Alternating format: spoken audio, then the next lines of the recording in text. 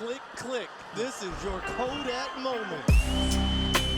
Lillard, long range three.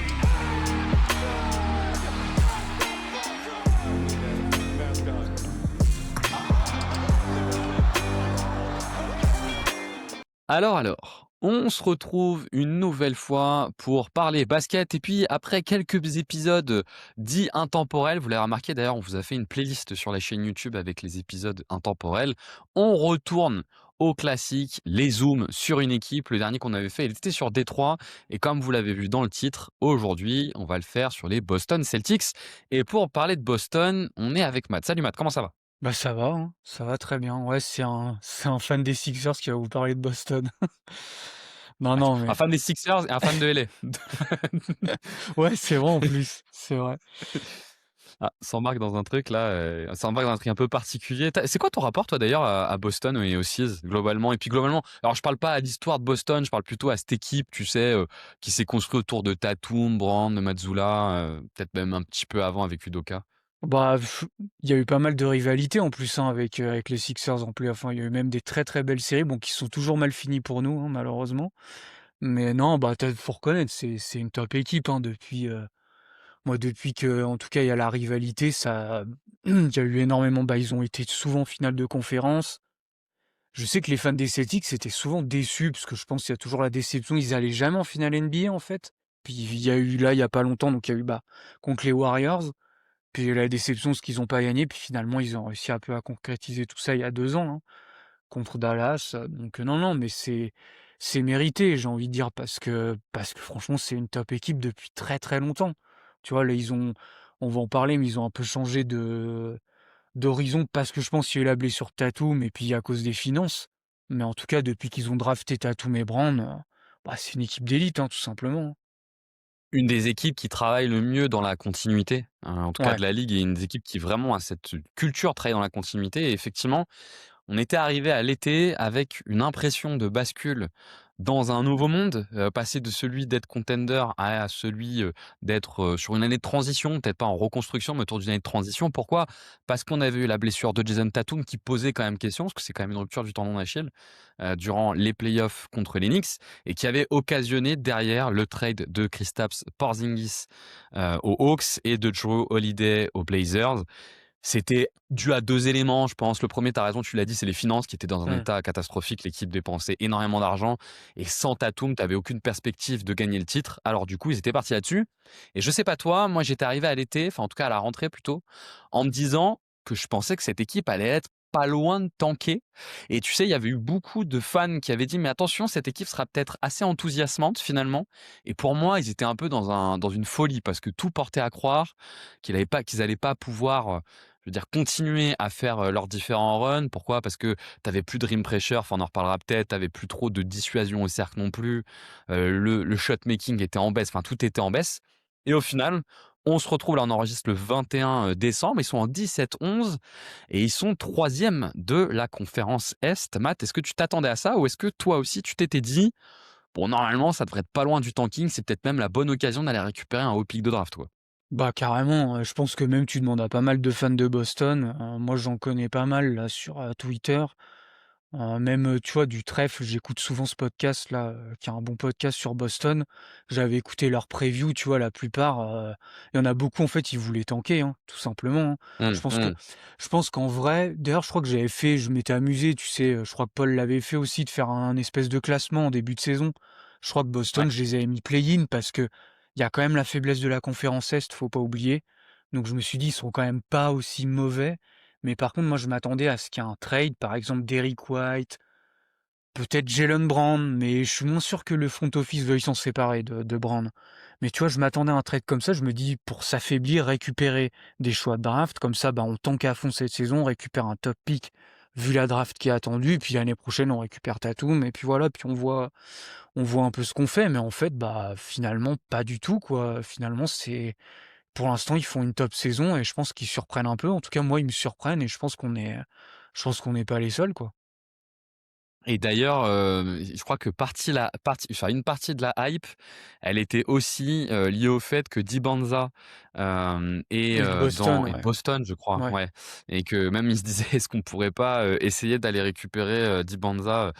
Je sais pas si je le dis correctement d'ailleurs. C'est Ouais, Dibanda, ouais.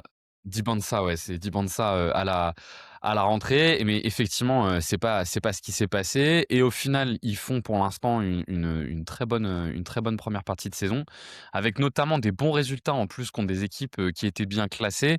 Et un des enjeux qu'on avait, c'était de se dire, bah, d'ailleurs, nous, on parle pas si souvent que ça d'ailleurs, des Boston Celtics. On s'était dit: «Est-ce qu'on va pas se faire un petit focus pour justement essayer de comprendre pourquoi ça fonctionne?» Parce que je crois pas qu'on puisse se dire qu'ils jouent de la même façon que l'année dernière, c'est le moins qu'on puisse dire. Ils ont quand même changé les ingrédients. Allez, ils ont conservé certaines choses qu'ils faisaient bien, mais ils ont quand même changé pas mal d'ingrédients. Et moi d'ailleurs, le premier constat que je peux faire, je sais pas si c'est le cas pour toi, mais moi c'est une des équipes que je préfère regarder jouer cette saison. J'aime beaucoup ce qu'ils font, on viendra dans le détail pourquoi, avec beaucoup de mouvements, beaucoup d'agressivité. Et l'idée de ce podcast, c'est de vous aider à comprendre tout ça. Donc surtout, n'hésitez pas à poser des questions, à faire vos compléments en commentaire. Mais donc, on va se faire le traditionnel ping-pong de QI Basket qui nous permettra à l'un et à l'autre d'enchaîner au travers de nos différents points qu'on a remarqués en regardant l'équipe. Donc on se passera la parole un peu chacun notre tour. Alors on a un petit peu préparé avant pour que vous ayez une sorte de suite logique. Et du coup, ben Matt, si ça te va, je te propose de démarrer. Quel est le premier point qui t'a marqué avec ces Boston Celtics? Ouais, bah, le premier c'est j'ai mis la bataille des possessions parce que Ouais, je trouve que c'est vraiment un truc sur lequel ils ont beaucoup axé, cette saison. Il y a des choses qui font de la même manière, notamment les pertes de balles que eux ont. C'est-à-dire, ben, en fait, ils perdent très, très peu le ballon. L'année dernière, c'était pareil, il y a 2 ans, c'était pareil. Enfin bref, ça a toujours été une équipe qui perd peu la balle et pourquoi? Bah, parce que c'est une équipe, en fait, qui joue beaucoup d'isolation, qui joue ouais. beaucoup d'attaques de mismatch, hein, on le sait. C'est quand même l'identité, bah, depuis que Joe Mazzulla est là, même quand Ime Udoka était là, en fait, hein, c'est souvent en fait, je pense qu'ils ont le pouvoir qu'ils ont. Déjà, faut dire, ils ont jamais eu de créateur implacable, je pense. Tu vois, même si Jason Tatum est devenu très fort, je pense pas qu'on est sur un créateur implacable. Il est dans le top 10 de la ligue, je pense, assez largement, mais il est pas dans la caste, bah, des LeBron, des Curry, des Luka Doncic, des Shai Gilgeous-Alexander. On n'est pas sur cette implacabilité-là au scoring. Mais par contre, le Tu truc parles sur la création pour lui, pas ouais, pour les autres, hein. c'est Toi, tu ça. parles sur la création pour lui. Vraiment, bah, créer du décalage, voilà, tirer des prises à 2. Enfin, je veux dire, être implacable au scoring, tu vois? Il a pas en termes d'efficacité, on n'est pas dans les strates de, bah, des joueurs que je viens de citer. Shai, Jokic, enfin voilà, tous ces joueurs-là. Bah, en plus, il a une création qui est, très attirée par le 3 points, par le pull-up à 3 points, donc qui crée qui crée peu d'effets dominos pour les autres. Alors après, l'année dernière, il avait pas mal progressé sur le pick and roll, Oui, sur les 2 dernières saisons, mais on n'est pas élite là-dessus. Et structurellement, sa création pour lui, c'est une création pour de tirs à 3 points, donc qui factuellement va pas qui est hors pic en plus, c'est vraiment sur l'isolation. Donc il y a pas beaucoup d'effets dominos, quoi, sur sa création. c'est ça et puis il avait il en fait, je trouve il a quand même progressé au drive, mais on n'est pas sur, bah, un mec qui va driver encore et encore, bah, à la Luka comme j'ai cité, à la Shai, c'est ça en fait. Par contre, le pouvoir un peu qu'ils avaient, c'est qu'ils sont grands en fait. Tatum, c'est plus de 2 mètres, qui est ultra costaud. Jalen Brown, c'est pareil. L'avantage qu'ils ont, c'est que, bah, ils attaquent des plus petits en fait et ça marche. Ça marchait et en plus de ça, je pense que l'autre super pouvoir qu'ils avaient, c'est qu'ils pouvaient attaquer des mismatchs, pas qu'avec Brown et Tatum, mais avec Derrick White, avec Drew Holiday, avec Kristaps Porzingis aussi qui pouvait attaquer en post-up. Donc en fait, tu avais la multitude de ton collectif qui pouvait attaquer des mismatchs. Donc en fait, c'est un peu comme ça qu'ils ont gagné le titre. Comme tu as dit l'année dernière, moi j'ai beaucoup aimé effectivement les progrès de Tatum à la passe et sur pick and roll. Bon, j'aurais bien aimé voir ça. Pour l'instant, il est pas là. Mais du coup, ben, c'est ce que je dis du coup, bah, en termes d'isolation, tout ça, en fait, on retrouve ça. Moi, je m'attendais à, peut-être qu'il change un peu, mais en fait, non, on a toujours cette attaque de mismatch qui est surtout fait, bah, avec Jalen Brown, un peu avec Pritchard et un peu avec Derrick White. Mais en fait, alors, il y a pas beaucoup de passes, mais par contre l'avantage que tu as, c'est, bah, tu attaques des mismatchs, mais du coup, bah, forcément tu perds peu de ballons parce que, bah, plus tu fais d'isolation, moins tu fais de passes et puis, bah, moins tu perds de ballons. Donc au moins déjà, bah, tu perds peu de balles, donc c'est on en parle des fois, peut-être pas assez dans ça, mais ça compte, hein, dans la bataille des possessions. Si tu perds peu de ballons, bah, c'est des cartouches que tu donnes en moins à l'adversaire. La chose par contre qui a changé, bah, c'est le rebond offensif. Tu vois, je regarde là les ratings, ils sont passés, ils étaient 18e l'année dernière, là ils sont passés 5e. Mais en plus, tu sens vraiment que c'est une identité. Moi, il y a Gonzalez, Jordan Walsh, des joueurs comme ça vraiment qui me sautent aux yeux en fait. C'est des joueurs que même Keita, c'est des joueurs que vraiment tu sens que la consigne c'est, ben, on va attaquer le rebond offensif et ça, je pense que ça a été une consigne du début de saison parce que, bah, tu plus de créateurs implacables. Alors je parlais de Tatum, l'est peut-être pas, mais tu vois, tu as plus de créateurs quand même de haut calibre. Ils se sont dit: «Ben, plus on va au rebond offensif, plus on se crée de cartouches supplémentaires». Donc il y a ça qui est nouveau et la deuxième nouveauté, c'est, la création de turnover. Là, en fait, ils ont jamais été là-dedans, Boston, si tu regardes bien. Ils ont jamais créé beaucoup de turnover parce que c'était plutôt une défense traditionnelle qui défendait soit en drop, soit en switch avec un joueur qui fait du roaming, mais on n'était pas agressif sur les lignes de passe et trucs comme ça. Et cette année, je trouve que ça allait beaucoup plus parce que, bah, tu as des profils Gonzalez, je pense on reviendra sur son cas, mais qui est très bon là-dedans. Il y a aussi Jordan Walsh, tu vois, ça fait un petit moment qu'ils l'ont drafté, mais il jouait pas beaucoup. Là, cette année, forcément, il a du temps de jeu et avec ces joueurs-là, ben, en fait, on crée plus de pertes de balles et du coup, ben, on crée plus de possession. Donc c'est un peu ces trucs-là qui ont changé et qui fait que, bah, je trouve qu'il y a vraiment eu un truc d'accès sur la bataille des possessions. Ce qui est pas mal en plus là dans ce que tu présentes là un peu pour démarrer, c'est que tu présentes presque un plan un peu de 3 choses qu'on pourrait aborder autour de Boston. Comment ils attaquent, comment ils mettent de la pression au cercle avec le rebond offensif et comment ils défendent. Du coup, ce que je te propose, c'est qu'on démarre effectivement avec l'attaque où tu as commencé à poser un peu des briques. Moi, je suis complètement d'accord avec ce que tu dis. Structuration de l'attaque historique de Joe Mazzulla, c'est l'attaque des mismatchs. Enfin, je pense que si vous devez vous donner un élément de l'attaque de Joe Mazzulla, il y en a peut-être deux.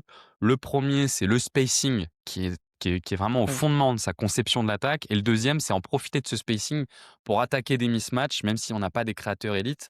Mais comme en fait, on va avoir plein de mismatchs et qu'on va beaucoup les cibler, et ben, on va réussir à attaquer le cercle et créer des effets dominos. Et donc effectivement, ça c'est fort dans leur identité de jeu. Effectivement, ils perdent très, très peu la balle, hein. C'est la deuxième équipe au turnover percentage et il y a beaucoup de joueurs en fait qui sont en dessous des 10 de turnover percentage dans leur haut volume, de balles et je pense notamment à Simmons, Pritchard et à Derrick White. Il y a que Jaylen Brown qui est un petit peu haut, mais qui a des possessions plus difficiles et c'est la quatrième équipe qui joue le plus d'isolation et en fait, je trouve que ce jeu, où en fait ils ont énormément d'isolation, colle très bien avec leurs 3 principaux générateurs d'attaque que sont, Peyton Pritchard, Jaylen Brown pardon et Anthony Simons, qui tous les 3 en fait sont des gars, tu vois, qui se complaisent plutôt bien, dans ce jeu d'isolation et c'est un espace de confort pour eux. Là, on avait parlé, en off, il y a pas longtemps d'Anthony Simons. Toi, tu me disais que tu voyais chez lui un créateur de tir presque élite, c'est ça? Tu le vois un peu comme ça toi, Anthony Simons? Non, c'est plus le shoot, moi, que je Le trouve shoot? élite, OK. ouais. Vraiment bah, ça fait quand même un moment, tu vois? Je crois qu'il est à 90 au lancer franc en carrière, hein, il me semble, hein. Vraiment, je trouve que c'était plutôt pour moi, c'est un shooter d'élite, hein, Anfernee Simons. Non, après en termes de création, non, on n'est pas il y a quand même des défauts, mais je trouve que c'est un joueur intéressant. Après, le Boston a quand même pas l'air de trop compter sur lui, j'ai l'impression. En fait, il sort du banc, mais je trouve pas que ses minutes soient finalement, tu vois, qu'il fasse vraiment partie du projet. J'ai plus l'impression qu'en fait, c'est surtout Peyton Pritchard, hein, qui a les ballons qu'Anfernee Simons, mais je trouve qu'il apporte certaines choses intéressantes. Toi, il a quand même réussi, je trouve, déjà depuis l'année dernière, même qu'il était encore à Portland, il a un peu développé du drive, un peu de passing. Bon, rien de fou évidemment, mais ça reste intéressant, tu vois, quand tu rajoutes à ça au shoot, moi je trouve que c'est un Moi, joueur je trouve le sympa, dribble Simons. Moi, je trouve son dribble est vraiment pas mal, il a un dribble très dynamique et qui lui permet effectivement de se créer son shoot, de façon, assez fiable et notamment sur de l'attaque de mismatch qui lui convient bien. Mais donc effectivement, cette équipe, elle a un jeu qui est beaucoup construit autour de l'isolation et en plus, les 3 principaux porteurs de balles sont 3 joueurs, donc là, je pense à Derrick White, Pritchard et Brown, qui structurellement vont pas beaucoup perdre la balle, tu vois? Parce que Derrick White, en fait, il a un playmaking où finalement il prend assez peu de risques. C'est vraiment une fois tous les 3-4 matchs que tu vas le voir tenter une espèce de skip pass, tu vois qu'il va passer 2 défenseurs. Globalement, il va être quand même sur de l'exécution de système. Moi, je trouve que Peyton Pritchard, il a un dribble qui est quand même hyper fiable. Ouais. C'est pas, un dribble très spectaculaire, mais c'est un dribble qui lui permet vraiment d'être très fiable. Et Jalen Brown, je trouve qu'il a cette puissance sur le haut du corps qui lui permet de beaucoup protéger son dribble. Alors ça fait qu'il va beaucoup avancer en étant toujours un peu, tu sais, de 3/4 face au panier et jamais complètement face au panier, ce qui, je pense, limite un peu ses accès au cercle. Mais par contre, il va perdre peu de ballons. Et en plus, quand tu sors de ce jeu d'isolation, la majeure partie de leur jeu, c'est quand même plutôt des main à main. Tu vois, c'est pas une équipe qui va jouer beaucoup de pick and roll avec beaucoup de lectures très compliquées. Ils vont plutôt jouer des formes de zoom action où ils vont essayer d'avoir en fait leur porteur de balle lancé, ce qui va lui permettre derrière d'attaquer le cercle. Et donc finalement, effectivement, tu as une équipe qui prend assez peu de risques en fait dans sa création. Et sa création de jeu, elle est finalement très peu risquée, je trouve. Ouais, ouais, tout à fait. Bah, tu vois, je suis en train de regarder, ils sont 4e en termes de fréquence d'isolation de toute la NBA et en efficacité, ils sont quand même dans le 80e centile, hein, donc ce qui est quand même pas mal, hein. Tu vois, ils font mieux que 80 de tout le monde, donc c'est vraiment, ouais, c'est une attaque qui pour l'instant est efficace alors que, bah, ils ont pas de créateur finalement élite, hein. Mais parce que je pense qu'on en parlera peut-être plus tard, mais en fait, ils ont des systèmes de jeu qui mettent en lumière un peu tout ça, hein. Toi, tu as parlé des zoom action, mais il y a aussi les Spain pick and roll. Je crois que c'est un des trucs que joue le plus Joe Mazzulla, hein. Et en plus, ce que j'aime bien, c'est il le joue un peu sous toutes les formes, où c'est-à-dire, ben, par exemple, Pritchard, il peut être un coup porteur de balle, puis un coup, ça peut être lui qui pose le Spain, tu vois? Et on inverse. Un coup, ça va être Derrick White, un coup, ça va être Jalen Brown. Qu'en fait, c'est un peu ça qui est sympa. En fait, ils ont pas mal de porteurs de balle, hein, quand tu fais un peu le bilan, ils en ont au moins 3 ou 4. Donc, bah, en fait, tu en as toujours au moins 2, je dirais, sur le terrain, donc c'est quand même sympa. Après, le seul problème qu'il y a quand même, c'est que c'est des mecs qui vont pas trop au cercle, tu vois? Ça s'arrête souvent avant parce que, bah, il y a pas la qualité. Tu vois, Pritchard, je suis d'accord, il a un bon dribble, mais parce qu'il est petit, en fait. Donc il a un dribble qui est très près du sol. Après, voilà, il est limité par sa taille, hein. Souvent, ça s'arrête à la short mi-distance ou à la mi-distance. D'ailleurs, je crois que c'est l'équipe qui prend le plus je crois que c'est l'équipe qui prend même le plus de mi-distance, hein, si je dis pas de bêtises, Ils sont de très hauts, l'NBA, ouais. notamment sur les longs mid. Est-ce que tu peux juste rappeler aux auditeurs ce qu'est un Spain pick and roll, juste pour Oui, être c'est bien au bah, clair? en fait, c'est alors vous avez un simple pick and roll, par exemple, donc c'est le big qui va poser un écran et en fait, au lieu qu'on ait simplement ça, on a un troisième joueur qui vient s'ajouter à ça. C'est en fait, heu, souvent, bah, si les équipes défendent en drop, on aura le défenseur du poseur d'écran qui sera un peu au milieu de la raquette et en fait, on fait venir un petit qui va poser un écran sur ce big-là. En fait, ça permet soit de retenir un peu ce big, de le piéger et du coup, le rollman sera ouvert ou alors, ben, des fois même, ce qu'ils font souvent, c'est ils le glissent l'écran pour surprendre. Donc en fait, le joueur souvent, bah, c'est un shooter, hein, qui pose souvent le Spain. Sinon, il y a pas trop d'intérêt. Parce que l'intérêt, en fait, c'est que le joueur qui pose le Spain, il pop à 3 points, ce qui fait qu'en fait, tu as une double menace. Tu as une menace de roll et tu as une menace de pop. Donc en fait, ça simplifie entre guillemets les lectures parce que bah, soit en fait tu l'un, soit en fait tu l'autre. Donc c'est un peu pour ça que quand t'as pas de créateur d'ultra élite, bah c'est sympa en fait d'avoir ces systèmes qui te facilitent un peu la vie, j'ai envie de dire. Ce qui est un peu la même chose avec les zoom action, hein, qui sont des actions en fait qui C'est vont ça, ouais. partir d'un côté. On va avoir un écran sur un joueur qui en plus va récupérer la balle en main à main. Et tu vois, je trouve qu'il y a une première différence par rapport à la saison dernière sur leur jeu d'isolation. Tu as dit l'année dernière, ils jouaient beaucoup l'isolation avec des joueurs grands et qui jouaient leur avantage de taille. Et cette saison, c'est un petit peu différent. Ils s'appuient plutôt sur des joueurs petits qui sont très dynamiques. Et du coup, je trouve que ça donne un jeu qui est plus dynamique qu'il ne l'était l'année dernière, où tu avais souvent l'impression que tu avais du mal finalement à créer, tu sais, du chaos dans la défense et à créer une forme de concentration dans la raquette parce que finalement, que ça soit Tatum ou Brown ou Porzingis, ils jouaient beaucoup sur l'avantage de taille et c'était un jeu assez lent. Là, comme on est plutôt sur des arrières qui le font, bah, t'as souvent, en fait, ils vont venir dépasser en vitesse et ce qui va leur permettre de créer un peu de chaos. Et d'ailleurs, dans le prolongement de ça, je m'étais noté, c'est la 25e équipe au drive de la NBA, c'est-à-dire qui en fait le plus en fréquence. Par contre, c'est la deuxième sur l'efficacité sur les drives. Et en fait, ils arrivent beaucoup à créer cet effet de concentration de la défense, ce qui pour le coup est assez différent de l'année dernière.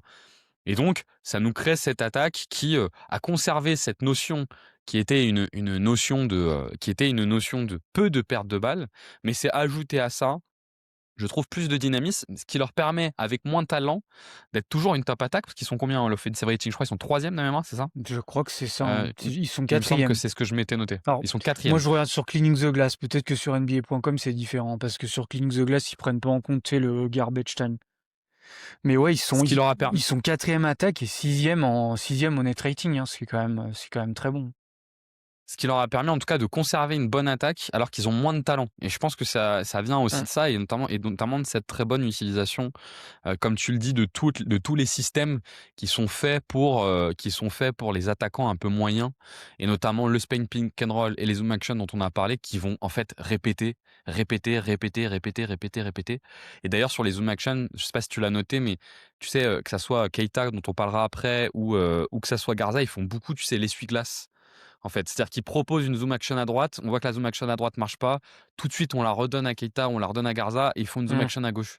Et on voit beaucoup ces actions, donc ils sont vraiment dans la répétition de 2-3 schémas qui marchent bien et qui leur permet d'attaquer.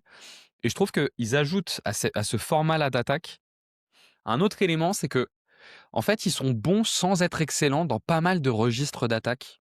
Tu vois, c'est des bons cutters mais pas excellents, c'est des bons joueurs de pick and roll mais pas excellents, mais ce qui leur permet quand même d'alterner leur forme d'attaque quand ils jouent face à une défense qui a un très gros point faible.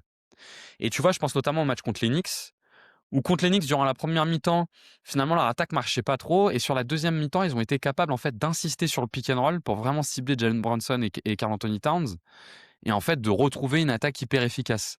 Ils ne seraient pas en capacité de jouer un haut volume de pick and roll contre une bonne défense de pick and roll, mais ils sont quand même suffisamment bons pour pouvoir l'utiliser s'ils sont face à une attaque une défense qui est carencée là-dessus, quoi. Et ce qui, je trouve, du coup, alimente pas mal leur attaque, quoi, Ouais, bah, je pour le pense coup. que c'est le plus tu de cible en fait, c'est tu leur fais un cadeau, hein, j'ai envie de dire. Tu vois, notamment, il y a eu quoi? Les matchs contre les Cavs, ça a très bien marché, mais parce que tu as des cibles, en fait. Tu as Garland à cibler. Alors les Knicks, j'en parle même pas, tu as 2 cibles, cadeaux et en plus, enfin là, je trouve que l'avantage des équipes qui jouent contre les Knicks, c'est que tu fais un pick and roll, tu impliques à la fois Brunson et à la fois Karl Anthony Towns Ouais, tout à dans fait, le ouais. pick and roll. Donc tu vois, franchement, regardez le match si vous l'avez pas vu, c'est un bon match, hein, quand même. Moi, j'ai beaucoup aimé, mais en fait, c'est énormément de ciblage, hein. Ils ont fait que ça, ce qui est un peu logique, hein. Ça a été beaucoup de ciblage de Bronson et puis, beaucoup de ciblage de Karl Anthony Towns quand il était sur le terrain. Mais c'est sûr que si par contre tu vas jouer des équipes qui ont moins de cibles, bah, là, ça va être plus compliqué parce que c'est un peu leur ADN, hein, forcément.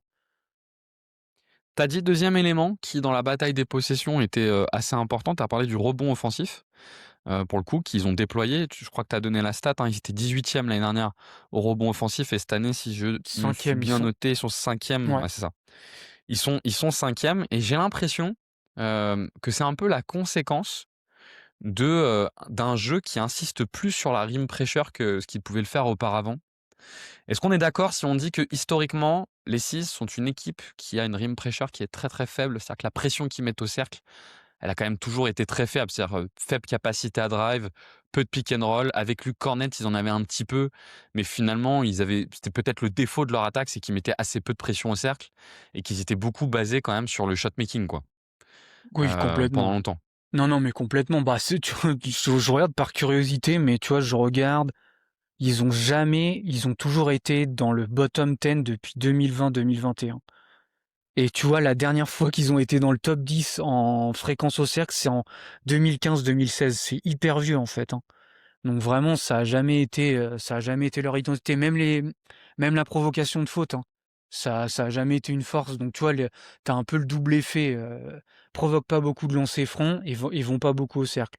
Mais parce que ouais, je pense que c'est les joueurs et puis ils avaient un tel spacing qu'au final, alors des fois c'était même souvent leur défaut, hein. Ça a souvent été, c'est la qualité de leur défaut, mais c'est que des fois, ben, j'ai envie de dire, ils ronronnaient un peu dans le périmètre, tu vois? C'est-à-dire à un moment donné, ouais, c'est bien, vous avez un top spacing, mais il y a des fois, je trouve que le spacing, il «servait pas» entre guillemets parce que, bah, si tu drives pas ton spacing, au bout d'un moment, ça va être problématique et bah, notamment, je pense que la série contre les Knicks, alors il y a des tirs aussi ouverts qui rentrent pas, hein, évidemment, mais ils la perdent un peu comme ça parce que, beaucoup trop de pull-up en fait et ils ont pas assez mis de pression et puis les Knicks ont bien joué aussi un peu avec leur schéma en switch et ce qui fait que, bah, ils sont un peu retombés dans leur travers donc ouais, ça a toujours été un peu, je trouve, le défaut de cette équipe, c'est, par moment, on met pas assez de pression au cercle et du coup, on se repose trop sur le 3 points et d'ailleurs, en finale NBA contre les Mavs, ils drivaient, je crois qu'ils avaient jamais autant drivé, hein. J'ai plus la stat sous les yeux, hein,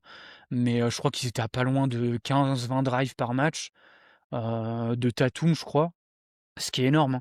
Tatum, c'est plutôt un joueur qui a 10 drives et c'était un peu la nouveauté. Mais du coup, c'est un peu, ben, ouais, plus tu drives et plus tu as un bon spacing, mieux c'est, tu vois? Plus tu vas profiter de ce spacing-là, en fait. Et je trouve que cette saison, pour le coup, ils ont un peu revu leur forme d'attaque, pour accentuer la pression, au cercle. Je vais essayer d'expliquer un petit peu pourquoi. Donc tu l'as dit, c'est toujours une équipe qui va très peu au cercle. C'est 22 de leurs tirs qui sont pris, au cercle, ce qui est très bas, hein. C'est tout simplement la 30e équipe NBA et pour le coup, l'autre point où ils sont très bons, c'est leur volume de tirs à 3 points, vu que c'est l'équipe qui est la plus efficace, pour le coup, à 3 points. Mais par contre, ils vont très peu au cercle, mais ils sont très efficaces quand ils vont au cercle cette saison. C'est la troisième équipe à l'efficacité au cercle cette saison. C'était déjà le cas l'année dernière, hein, c'était Ouais. déjà troisième, mais on l'a dit, ils avaient beaucoup plus de talent. Ce qui est intéressant là, c'est qu'ils sont toujours efficaces avec moins de talent. Et je trouve que c'est aussi une conséquence du fait qu'ils mettent dans leur 5 plus de joueurs qui sont attirés par le cercle qu'ils ne le faisaient par le passé. Je trouve que le joueur qui symbolise le mieux ça chez eux, c'est Nemes Keita, qui est un joueur qui pour le coup est très axé au cercle. On va peut-être en redire des mots, mais même un Jordan Walsh, tu vois, est assez axé au cercle. Hugo Gonzalez aussi, je le trouve plutôt assez axé au cercle. Je trouve que Garza, c'est plus compliqué parce qu'il a du mal justement à terminer au cercle et qu'il s'arrête souvent un petit peu avant et que ça peut être compliqué. Et comme ils ont un contexte de spacing qui est toujours excellent, parce qu'en fait, je trouve qu'ils ont une occupation du terrain qui a toujours été excellente, Boston, et notamment, tu sais, sur l'occupation des 45. Mazzulla, c'est un joueur qui va tirer le plus loin possible sur le 45, ce qui donne toujours l'impression, quand tu es contre Boston, que le terrain est vraiment immense. Et je trouve que tu as conservé cet aspect-là. Sauf que maintenant, tu as des joueurs qui sont naturellement attirés par le cercle, et ce qui leur permet du coup d'augmenter la pression au cercle. Et le deuxième élément qui leur fait augmenter la pression au cercle, c'est qu'ils crachent énormément au Mmh. board. Ils vont énormément au rebond. Et donc, sur les joueurs, moi je me suis noté 6 joueurs qui sont beaucoup mobilisés sur le rebond offensif. Tu as les 2 pivots, qui structurellement sont beaucoup plus dans la raquette que l'était Porzingis. Donc, structurellement, ça crée de la pression pour le rebond offensif. C'est Nemes Keita et Garza. Je trouve qu'il y a 2 ailiers qui crachent pas mal, c'est Gonzalez et Jordan Walsh, qui Mmh. vont beaucoup au rebond offensif. Et je trouve que ce qu'ils font aussi bien, c'est que Pritchard et White aiment bien partir de loin pour jouer les traînards, tu sais, sur tous les rebonds qui vont être un peu sur la zone de mi-distance. Et notamment, Pritchard est pas mal pour récupérer, je trouve, ses rebonds offensifs. Et qu'en plus de ça, ils ont tendance à mettre beaucoup de corps qui vont, tu sais, gêner la défense pour la prise de rebond. Et je sais pas si tu t'es fait cette réflexion, mais je trouve qu'il y a un peu de ce qu'avait organisé historiquement Tom Thibodeau avec les Knicks sur le rebond. Alors, les Knicks ont toujours été très forts au rebond offensif par, Mitchell Mouais. Robinson et Isaiah Hartenstein, mais ils ont toujours été aussi très bons parce que les 45 mettent beaucoup de pression, en fait, sur le rebond et que ça marche pas mal. Je sais pas si tu te l'es noté aussi, mais je trouve que c'est aussi une des raisons pour lesquelles, bah, ils sont bons sur cet aspect du rebond offensif, quoi. Mouais, bah, moi, c'était surtout les joueurs que tu as cités, hein, que j'avais notés parce que mais c'est surtout, je trouve, tu sens que c'est une consigne, quoi. Tu sens que c'est une Ouais, consigne, que les joueurs viennent vraiment, bah, cracher le rebond, hein, j'ai envie de dire, hein. Mais ouais, c'est surtout un changement aussi de personnel, là, pour le coup. Keita, il était là l'année dernière, mais il avait quasiment pas de minutes. Jordan Walsh, c'est pareil, hein, c'était souvent mais toi, c'est un joueur qui est très jeune, hein. Il a que 21 ans, hein, au final, hein, bientôt 22, mais il a été drafté il y a quand même 2-3 ans, parce que je me souviens, les fans de Boston étaient souvent là à réclamer du temps de jeu pour, Walsh qu'il avait pas. Parce que je pense que l'attaque quand même pose un peu problème, puis ils avaient tellement de ouais, je suis talent que, d'accord. voilà. Et puis, bah, Gonzalez qui vient tout juste d'être drafté, hein, au final, hein. Mais du coup, ces joueurs-là, ouais, t'apportent vraiment, bah, dans cette bataille des possessions et dans cette bataille du rebond et comme j'ai dit, je pense que c'est une consigne parce que, bah, ils sont pas fous le coaching staff, hein. Cet été, ils ont bien vu que, bah, tu perdu ton meilleur joueur, ton effet puis pas que lui, hein, Horford est parti, Porzingis est C'est vrai. parti, Jrue Holiday est parti, enfin voilà, beaucoup de très, très bons joueurs sont partis. Du coup, fallait trouver un autre moyen, d'être bon en attaque et je pense que le rebond offensif en fait partie.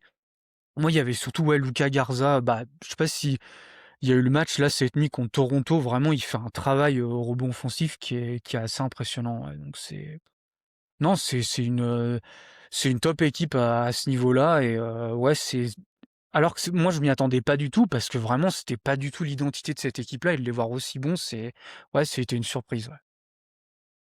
Et donc comme on en a un peu abordé là, cette question de la rim pressure, je te propose juste parce que moi je me l'étais noté, je trouve que Neemias Queta a changé beaucoup de choses dans cette équipe et que c'est un joueur important, pour eux et je voulais qu'on en parle juste 2 minutes.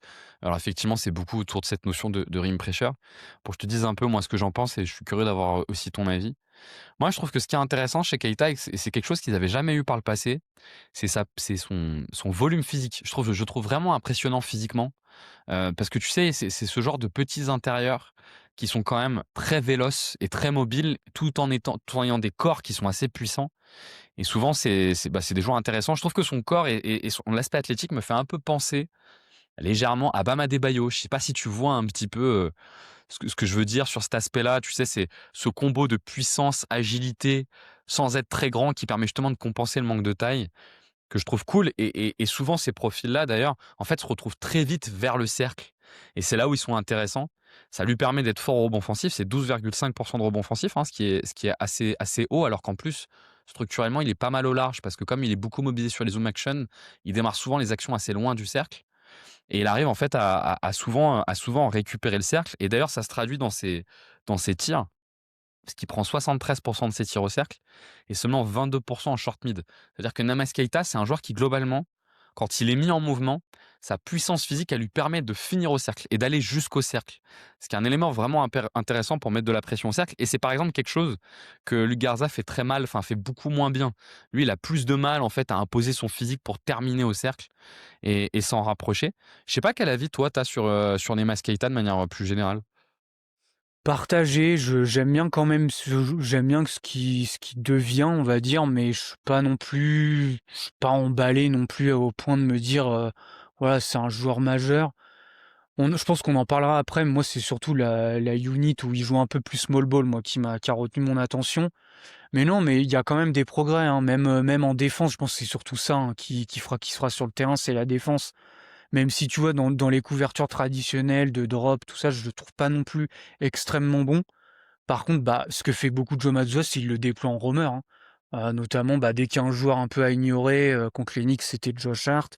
Alors cette nuit, bizarrement, il l'a fait jouer contre, souvent il l'a fait garder, Mamou Kalashvili. Alors il a été un peu puni parce que Mamou, il shootait à 3 points. Par contre, je crois que c'est en 4e quart-temps, il s'ajuste, je crois il le met sur Agbaji ou sur un autre, et sur Scotty Barnes. Et là, du coup, je trouve que tu retrouves un peu plus la protection de cercle. Tu vois, même contre Miami, je n'ai pas regardé tout le match, mais j'ai regardé un peu. Mais ouais, il y a des moments de protection de cercle qui sont sympas. Je trouve qu'il y a quand même des progrès là-dessus. Et après, bah, en attaque, c'est un rim runner, quoi, hein. Il est beaucoup utilisé comme ça. Mais c'est vrai que moi, surtout, ce qui me frappe, c'est en fait, c'est un profil que Boston a très rarement eu, hein. Finalement, c'est Exactement, le ouais, dernier en exactement. date, c'est Robert Williams. Et Robert Williams, bah, il était soit souvent blessé, ou soit quand Mazzulla est arrivé, bah, il avait pas non plus toujours un énorme temps de jeu, hein. Il était déjà souvent, il sortait du banc et puis, bah, alors il a été beaucoup utilisé en play-off parce que, bah, notamment contre les Sixers, hein. Je pense que tout le monde s'en rappelle de cet ajustement, mais je crois que plus de la moitié de la série, c'était Al Horford qui jouait 5, j'ai envie de dire, mais Joel Embiid prenait trop l'avantage sur lui, donc du coup, il y a eu l'ajustement où il met Robert Williams en roameur à partir de cette série-là et je crois que pendant toutes les séries suivantes, heu, il l'utilise comme ça. Mais, heu, mais c'est pas un profil qui a eu beaucoup Boston, hein, au final. Bah, parce qu'après il y a eu Porzingis qui fuyait un peu, enfin qui jouait du pick and pop et Garza, c'est un peu t'en parlais, c'est le même profil, hein. Lucas Garza, c'est du pick and pop en bien moins bon pardon que Porzingis, mais d'apporter cette pression au cercle, ouais, en tout cas d'avoir un rim runner, c'est toujours cool C'est en un tout peu cas nouveau, pour ouais. ça, ouais. C'est un peu nouveau et aussi, dernière chose qui est pas mal, je trouve, c'est il l'utilise tu sais, c'est lui qui fait tu parlais des zoom action, mais c'est lui qui tient la balle, en fait, pour les zoom action ou qui font comment ça s'appelle? Les blind pigs, voilà. Où en fait, bah, quand tu as un joueur qui est, tu le deny, tu vois? J'ai pas la traduction française, mais en fait, que tu l'empêches d'avoir Tu le la balle, rejettes. au Mmh lieu mh. tu es obligé de passer par un troisième joueur, bah, ce que tu fais, tu lances la balle à Keita, le joueur qui est deny, il vient vers Keita, il réceptionne la balle et puis après, bah, Keita, il roule au panier, en fait. Il l'utilise pas mal comme ça, donc cette utilisation, elle est quand même cool. Après, j'ai pas son temps de jeu par match, mais tu vois, il a pas non plus un gros temps de jeu, je crois, hein, parce que moi, à chaque fois, je trouve qu'il est quand même souvent, tu vois, il est starter, mais Mazzulla passe quand même souvent vers la seconde unit, donc c'est cool de la enfin, je veux dire, c'est bien de l'avoir pour son profil, mais voilà, il a pas non plus un profil de titulaire encore.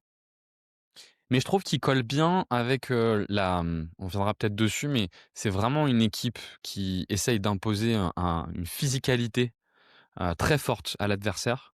Ils sont beaucoup dans l'effort et dans le supplément d'effort et je trouve qu'il est bien là-dedans et effectivement, il apporte aussi beaucoup, alors tu as raison sur ce rôle de relais, on l'a dit tout à l'heure, hein, ce truc un peu de faire l'essuie-glace, il le fait beaucoup.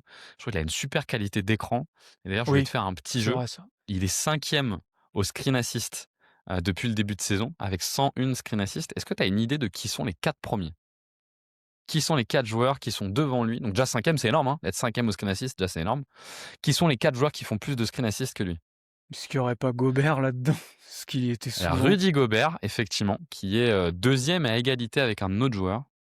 Qu'est-ce qu'on a en pivot qui peut Joel Embiid, je pense qu'il a pas assez de temps de jeu Non, pour tu as être un joueur qui est aussi. un monstre d'attaque, et qui a un pick and roll qui est très, très, très fort avec un Canadien qui sera probablement All-Star pour la première fois cette Ah, saison. c'est, Hartenstein? Non, Ah non, non, Jokic, je suis encore bête. plus fort, Jokic. Jokic est 4e en screen assist et il te reste 2 joueurs du coup.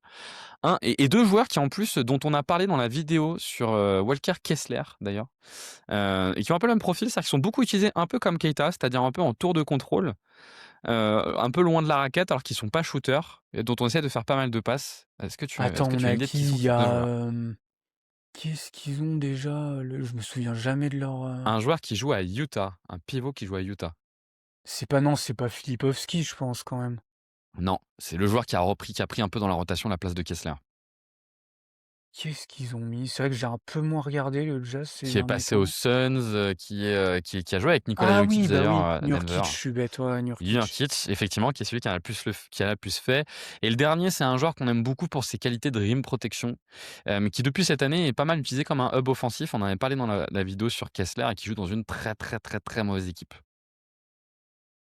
Alors attends. Pivot long, athlétique.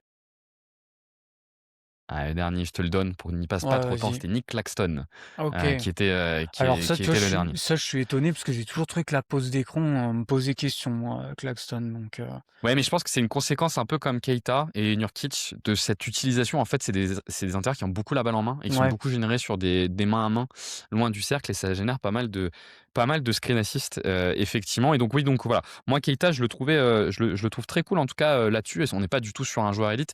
Et juste pour complément, tu disais qu'on voit surtout en défense son impact. Pour information, le defensive rating de Boston, quand il est pas sur le terrain, il est de 121,53 et quand il est sur le terrain, ça descend à 110. Donc il y a quand même un écart qui est assez énorme et ce qui permet peut-être d'ailleurs de passer au dernier point, dont tu as commencé à parler autour de la bataille des possessions, qui est la défense. Qu'est-ce qui te plaît toi dans la défense de Boston, dans ce que tu vois pour l'instant?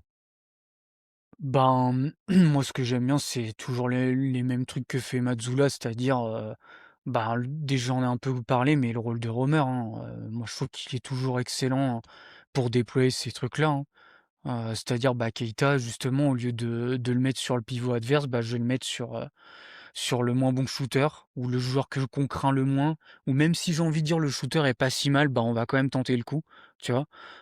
Contre les Knicks, je l'ai dit, c'était Josh Hart, mais tu vois, à chaque fois ça peut être, contre les Sixers, c'était PJ Tucker à l'époque où il jouait là-bas.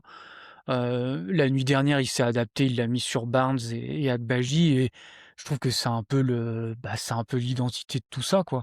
Et puis aussi, il y a moi, ce que j'aime bien, c'est il y a des fois des line-up de switch all parce qu'en fait, ils ont beaucoup de joueurs, qui sont longs, grands. Je pense à Walsh qui est souvent utilisé, en défenseur de périmètre et qui prend souvent le meilleur, j'ai envie de dire, extérieur, adverse. Mais tu vois, il y a Gonzalez, peut-être qu'on reviendra sur lui en détail, mais vraiment lui, j'aime beaucoup sa polyvalence défensive. Vraiment, c'est impressionnant. Tu vois, le match contre les Knicks, il défend à la fois Jalen Brunson, en plus, il le défend très bien. Et possession d'après, il va défendre Karl Anthony Towns. Et justement, c'est un peu grâce à lui que le romer tient. Parce que, ok, c'est cool, tu veux mettre Keita sur Josh Hart, mais il va bien falloir mettre quelqu'un, tu vois, sur Karl Anthony Towns. Et il a mis Gonzalez. Et Gonzalez, il tient parce que s'il tient pas, tu fais quoi? Tu es obligé de changer du coup. Si jamais Karl Anthony Towns, il est par exemple, il arrive à t'enfoncer ou qu'il arrive un peu à créer du jeu comme ça, tu es obligé de changer et là, c'était pas le cas. il arrivait à bien le tenir. Donc il a vraiment, je trouve, cette polyvalence défensive de défendre plusieurs profils et puis aussi, bah, la navigation d'écran et puis même le playmaking défensif qui est vraiment cool chez lui et je trouve que vraiment, bah, cette année, Boston a plus de profils comme ça, tu vois? Même Josh Minott, hein. Josh Minott, j'aime beaucoup, hein, c'est une recrue qu'ils ont faite. En fait, j'ai envie de dire le taf qui est fait dans le front office, il est assez incroyable, hein. Franchement, Brad Stevens, c'est fou, quoi. À chaque que ce soit à la draft ou tu vois des Josh Minott, c'est un joueur qui était à Minnesota, qui avait pas beaucoup de temps de jeu. C'est un peu les seconds draftés qu'on appelle, que tu relances dans un autre contexte. Ben, franchement, il a été je pense, bah, c'est du taf incroyable quoi, hein, de la part de Boston, hein, là-dessus. Ce qui est intéressant, je trouve, sur leur évolution défensive, c'est qu'ils ont quand même perdu 4 joueurs qui étaient, des top défenseurs, quoi. Oui, Enfin, en tout cas, qui dans leur système étaient des top défenseurs. Puisqu'à l'été, tu perds, Jason Tatum. Est-ce qu'on est peut-être sur le meilleur two-way de la ligue dans les superstars? Enfin, on n'est pas oui. loin, quoi. On est vraiment sur un défenseur extraordinaire. Tu perds Jrue Holiday qui t'apportait, une forme de polyvalence défensive, en plus de la défense sur l'homme qui était très bonne, mais qu'en plus tu peux mobiliser sur plein de schémas différents. Je vous refais pas le truc, de cette fameuse tentative sur Joel Embiid, enfin en tout cas, voilà, c'est un joueur en tout cas qui peut t'apporter beaucoup de polyvalence et en plus ils avaient un protecteur de cercle avec Porzingis, qui était intéressant. Alors pour moi, c'est pas un très bon défenseur, mais la défense était tellement bonne que ça lui demandait juste de protéger le cercle et ça pour le coup, il le fait plutôt bien. Quand tu fais 2-20 et que tu as des bras immenses, bah forcément c'est un peu plus simple pour le faire. Et en fait, ce qu'on voit sur cette défense, c'est que tu regardes les ratings, elle a chuté un peu, hein. Ils sont 17e defensive rating, donc c'est assez bas. Mais moi, je suis comme toi, j'aime beaucoup leur défense finalement. Et je la trouve assez intéressante. Premier élément que je trouve cool, c'est qu'ils sont hyper physiques. C'est-à-dire qu'ils sont dans d'un engagement défensif qui est énorme et du coup, tu vois, tu parlais de deny tout à l'heure sur l'attaque, ils deny énormément d'actions, ils arrivent beaucoup à faire perdre de temps à l'attaque adverse et je les trouve vraiment intéressants là-dessus, notamment sur des profils qui sont un peu carencés en défense. Je pense notamment à Fernie Simons et à Peyton Pritchard. Ils vont par contre être dans un supplément d'effort qui est vraiment intéressant pour être dans les courses, pour gêner les courses et faire perdre du temps à l'attaque. Et ça marche plutôt bien. Et d'ailleurs, si tu regardes le détail un petit peu de leurs ratings, effectivement, dans leur défense, il y a des choses qui marchent pas bien. Ils concèdent beaucoup de lancers francs. Et ça, c'est une des conséquences de leur défense très physique, c'est qu'ils font beaucoup de fautes. Ils concèdent beaucoup de rebonds offensifs. Ça, c'est une des conséquences du fait de jouer pas mal de small ball. Mmh. Mais en fait, quand tu regardes l'efficacité, sur l'efficacité, ils sont sixième. Donc, c'est une équipe qui arrive à générer des stops. Et tu le disais aussi, c'est une équipe qui génère des turnovers. Donc, tu as l'impression, quand tu regardes les ratings, d'être face à une défense qui est moyenne, mais je suis un peu comme toi, quand je la regarde, je me dis pas qu'on est sur la meilleure défense de la ligue, mais qu'on est plutôt sur une vraie bonne défense qui peut générer des stops et qui peut en plus alimenter un peu de jeu de contre-attaque. Et j'aime notamment bien ce qu'ils essayent de faire dans leur séquence de small ball qui pourrait être très problématique pour leur défense. Et je trouve qu'ils arrivent plutôt bien à limiter la casse, justement par ces aspects un peu de sureffort, quoi. Et dernier élément, moi je m'étais noté, c'est effectivement sur les profils. Alors tu as parlé un peu d'Hugo Gonzalez, qui est intéressant, donc je reviens pas dessus. Tu as parlé un peu de Josh Minott. Moi je veux bien parler un peu de Jordan Walsh et je suis intéressé d'avoir ton avis. Je trouve qu'en fait, il a un peu repris le rôle de Jason Tatum en défense. Et c'est un joueur qui est un peu étonnant en fait parce que c'est quoi le wingspan de Jordan Walsh? J'aimerais bien savoir, je sais pas si tu peux regarder, parce que j'ai l'impression vraiment qu'il a des bras qui sont Mmh. immenses et il est très costaud. Ce qui lui permet quand même d'être à la fois polyvalent, il a une bonne rapidité latérale. Enfin, moi, je trouve qu'on est vraiment face à un super défenseur. Alors, j'ai un gros problème sur l'attaque. Sur l'attaque, je la trouve vraiment problématique. Ouais. Mais la partie défensive, je la trouve vraiment très très cool, quoi. Je sais pas si tu Alors t'étais noté un peu de ces quelle est choses l'envergure que je de m'étais. Jordan Walsh, tiens? Moi, je pense qu'il doit être à 7-3, 7-4. Je Ouais, pense qu'elle est c'est vraiment ça, immense. Elle est vraiment 7-3. immense. Ouais, c'est ça, hein. 7-3, Donc, ouais. c'est une envergure de pivot, hein. C'est une Ouais, envergure de pivot, c'est quoi. impressionnant. Mais c'est vrai que moi aussi, j'ai toujours eu cette impression qu'il a des bras, bah, qu'il a des bras immenses, quoi, hein. Moi, ce que j'aime bien aussi, c'est sa protection de panier, secondaire, hein, qui est vraiment Ouais, sympa. Alors, sa défense off ball est pas toujours parfaite, tu vois? Sur les cuts, j'ai 2-3 clips où il se fait surprendre, pas toujours un peu son défaut, c'est qu'il regarde un peu trop le ballon, ce qui est peut-être le défaut aussi de beaucoup de jeunes joueurs, tu vois? Tu ouais. regardes un peu trop la balle, donc là-dessus, il est pas, encore on va dire à travailler. Mais sinon, ouais, protection de cercle secondaire, navigation d'écran, enfin, la défense on ball est vraiment excellente, hein, bah, d'ailleurs, il y a eu un match contre les Sixers où il tient super bien Tyrese Maxey, enfin, contre contre New York où, il y a eu j'ai dit Gonzalez sur Brunson, mais il est aussi pas mal déployé sur Brunson. Puis tu sais, c'est un peu le profil qui gêne beaucoup Brunson parce qu'il est grand, long et vu que Brunson il est petit, bah, il aime pas trop, tu vois, ce genre de profil. Mais, ouais, il participe un peu dans cette bataille des possessions. Puis l'autre truc aussi qui est cool avec cette défense, ça c'était déjà le cas avec Tatum et l'effectif l'an dernier, c'est les stunts, hein, ça a pas changé, hein. Ouais. C'est des stunts Mmh. très, très agressifs. Et il y a même aussi, pour ajouter à ça, parce que les stunts, ça fait un peu aussi partie, on va dire, des principes de zone, mais ils défendent énormément en zone, hein. Bah, contre Toronto, franchement, la plupart du match est défendu en zone, hein. Et il refait encore sa zone qu'il aime bien, Mazzulla, en 2-1-2, où il met un Mmh. joueur au milieu de la zone. D'ailleurs, pour la petite anecdote à savoir, c'est ce système de zone, il le pratiquait en tant que joueur. Je me rappelle plus sa fac, mais je sais qu'il le pratiquait en tant que joueur quand il était à la fac. Ce qui est assez marrant. En fait, la première fois qu'il a déployé ce schéma-là, c'est avec Jrue Holiday, en fait, où il mettait, Jrue Holiday un peu au milieu de cette zone. Là, je crois que c'était pas mal Pritchard, mais je pense que c'était plus pour le protéger. Mais, ouais, de la zone, des stunts, de la création de turnover. C'est l'équipe aussi qui encaisse pas beaucoup de tirs au cercle, tu vois? Ils sont peut-être pas des fois en small ball, ils sont peut-être pas très longs, mais en fait, ils ont tellement des schémas agressifs qui t'empêchent, finalement d'aller au panier.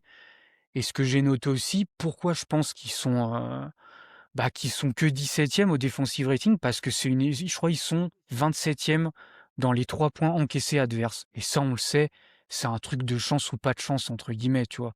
Donc, je pense qu'à partir du moment où les équipes peut-être rentreront un peu moins leurs 3 points, le defensive rating en plus risque de remonter. Mais ce que je veux dire, c'est que c'est même pas de leur fait. En plus, j'ai même envie de dire, chez eux, c'est schématique. Parce qu'ils veulent encaisser des 3 points adverses, tu vois. Bah, typiquement, le rôle du roamer, c'est, tu veux qu'un joueur adverse, bah, tu veux qu'il prenne ses 3 points, tu vois? Je me rappelle le premier carton de Josh Hart, il rentre tous ses 3 points, mais bah, tu as envie de dire: «Oui, OK, il les rentre», mais en fait, c'est ce que nous on veut, tout simplement. Il était aux Mountaineers, Joe Mazzulla, à la fac. Effectivement, il a joué là-bas et la particularité de la 2-1-2, c'est que la couverture de cercle, elle se fait pas par le pivot. Donc il faut que vous ayez vos 2 ailiers qui sont dans les corners, il faut qu'ils soient très bons sur la protection de cercle et c'est là l'intérêt d'un Jordan Walsh, par exemple. Et de sa capacité à avoir de la protection de cercle secondaire.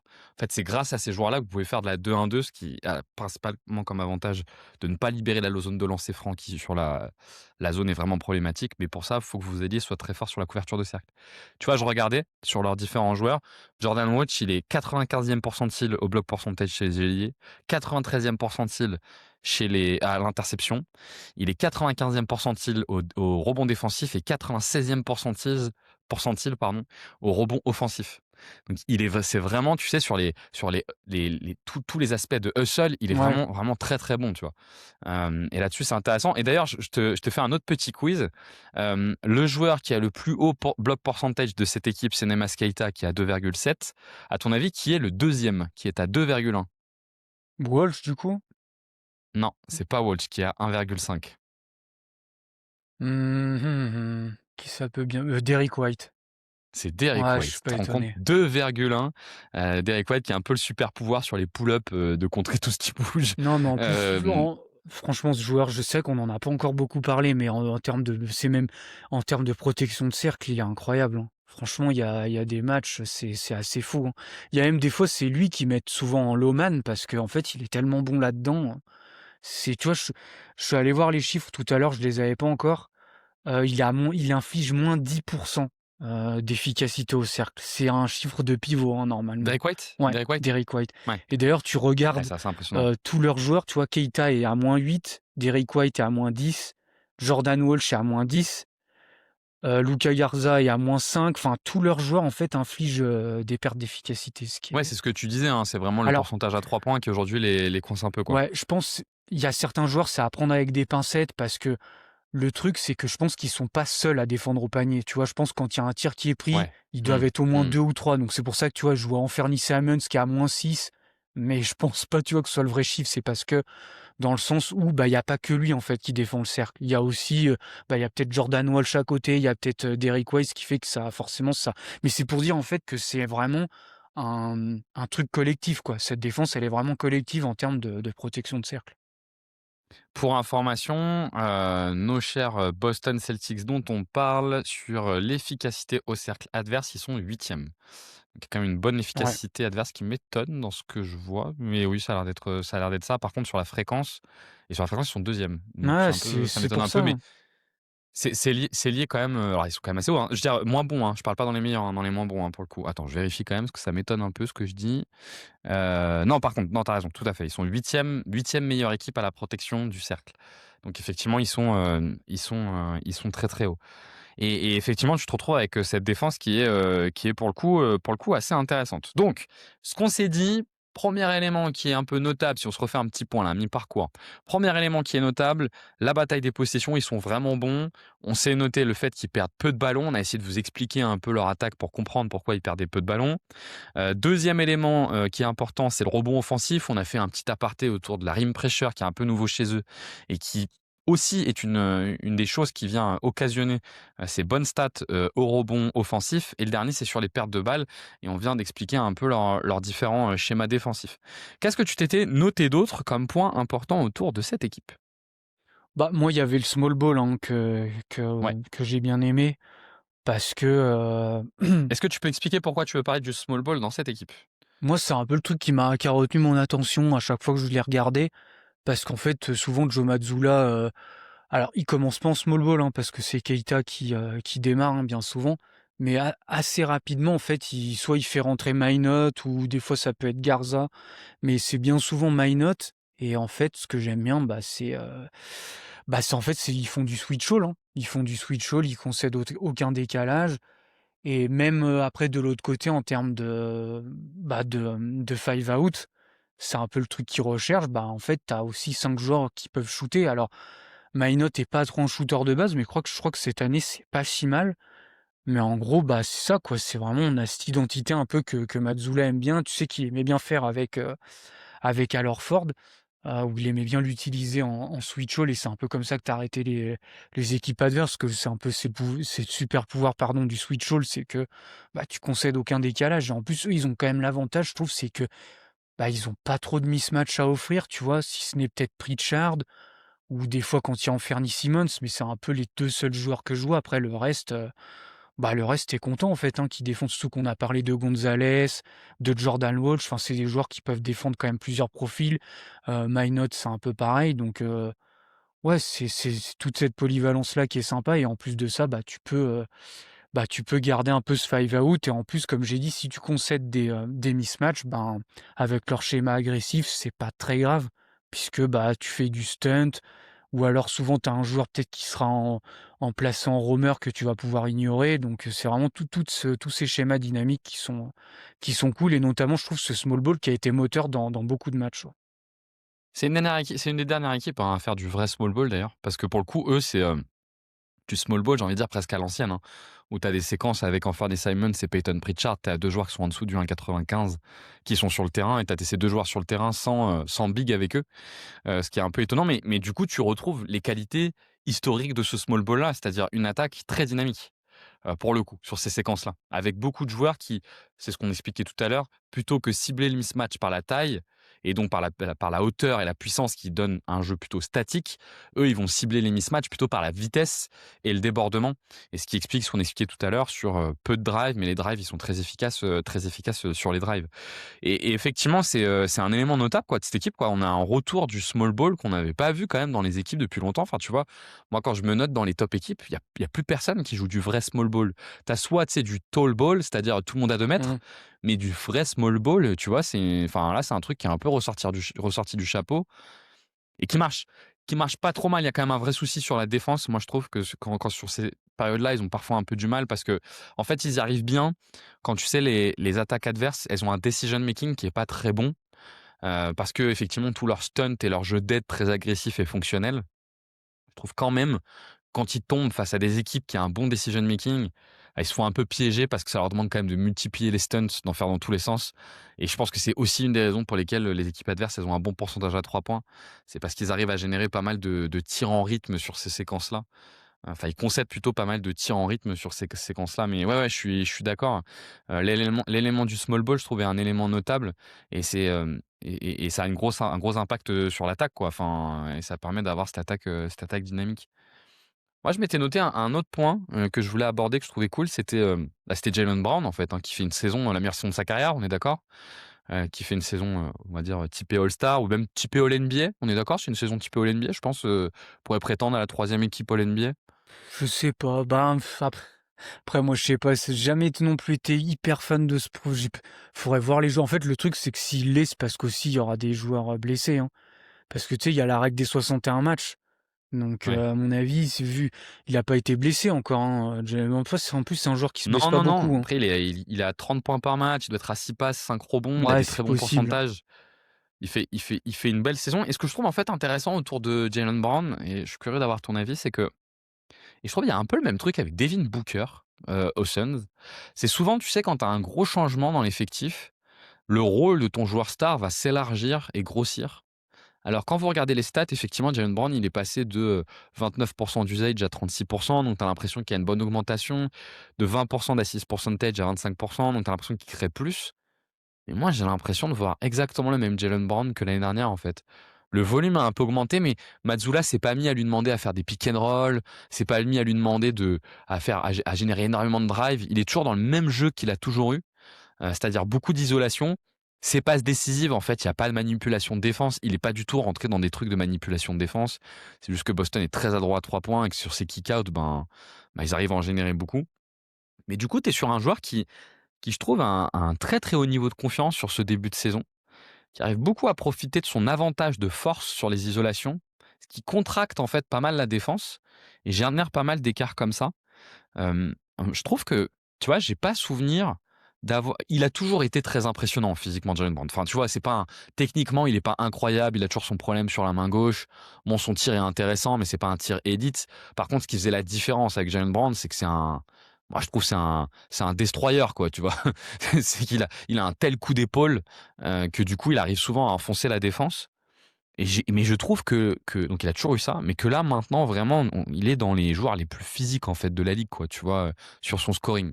Qu'est-ce que tu penses toi pour l'instant de la saison de Jaylen Brown? Bah, moi, je suis surpris quand même, positivement parce que moi, à la base, je suis pas un grand fan, hein, du profil parce que c'est pas un profil qui est on va dire, c'est un profil un peu «trou noir», tu vois? Entre guillemets. C'est Ouais. vraiment le joueur qui score dans ses isolations, qui fait un peu ses trucs dans son coin, hein, j'ai envie de dire, son isolation, son pick and roll, son voilà, mais qui le fait pas de manière ultra efficace, tu vois? Qui est au niveau de la moyenne ou même légèrement en dessous, qui a pas non plus un shooting élite, qui apporte pas énormément de synergie. Puis il y a aussi le problème du contrat, hein. Je trouve qu'il est payé largement au-dessus que ce qu'il devrait, en fait, parce que pour moi, c'est vraiment faut être un créateur de plus haut calibre pour avoir ce salaire-là. Mais par contre, tu vois, moi, je m'attendais à une saison pas bonne, à une saison inefficace, parce que moi, je me suis dit quand même, bah, quand tu as un Jason Tatum à côté, forcément, c'est un peu plus facile, tu vois, tu peux jouer quand même.